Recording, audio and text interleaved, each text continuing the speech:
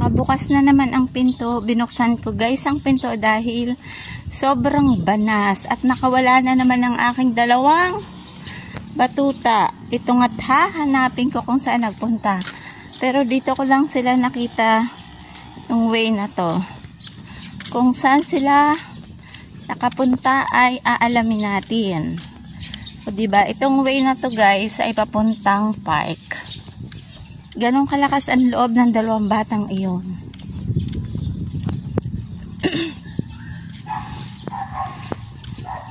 Hindi natatakot, gumala. Wala dito.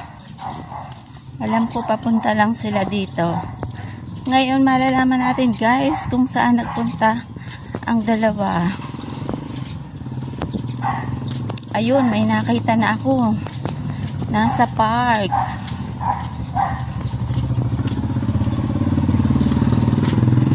Yun, may batang kalbo ako nakitang naglalakad. Naglalakad ang batang kalbo na lumayas na naman sa bahay. Ayun pa, ang isa nakayapak.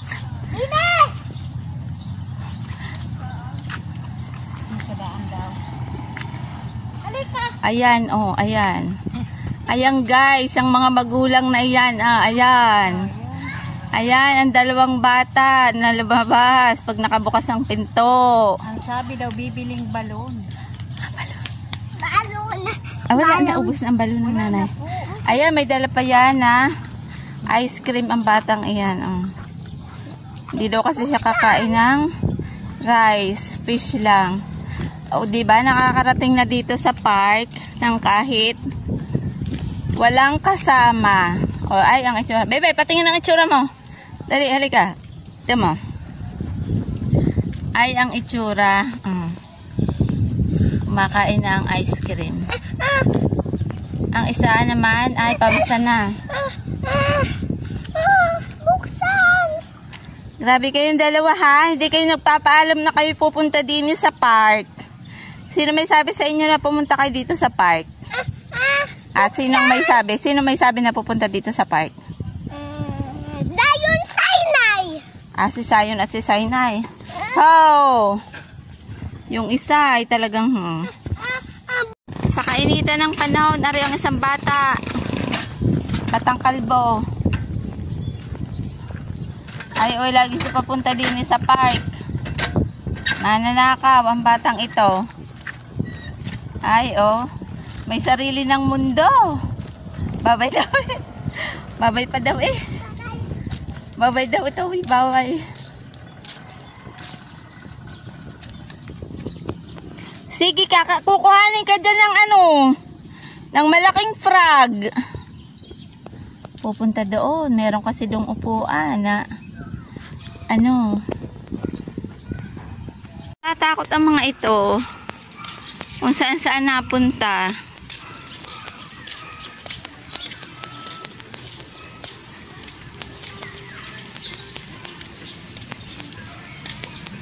Asan na si Sainay?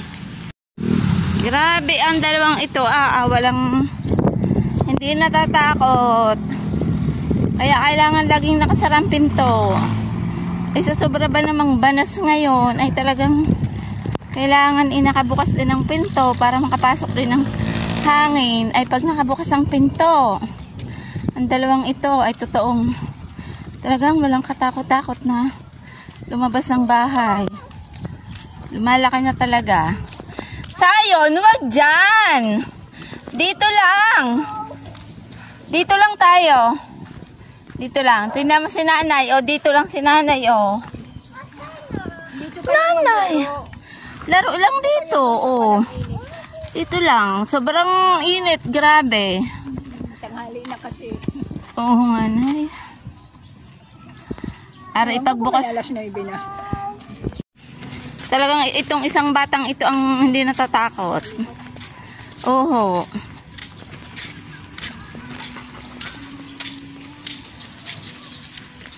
Ayan, o dito. Dito ang dalawang ito maglaro. Ay, oh.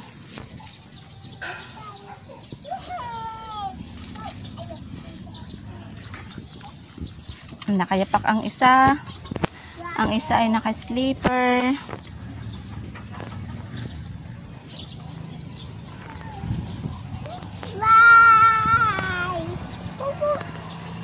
kaya nga. Kaya wag dyan. Sainay. Suot ang slipper. Oh, untog na, untog. Slipper suot. Pagkainit din naman, din sa park ay talagang ang mga halaman ay iba ng kulay. Hindi na naging green. Awi na tayo at liligo muna, liligo. Pauwi na kami, guys. Kami ay pauwi na nung sinabi kong maliligo at magsiswim-swim doon sa ano. Hello! Hello? Anong hello?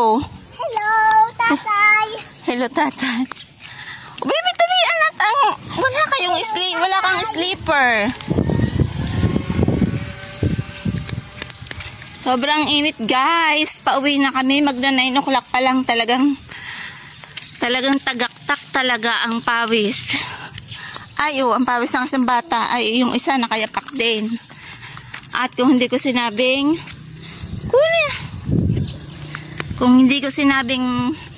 magsiswim at maglalagay ako ng paliguan sa labas ay hindi magsisiuwi. Talagang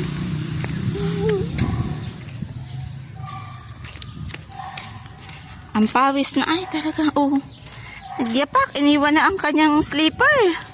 Pawis na pawis, kaya namin naliligo sa pawis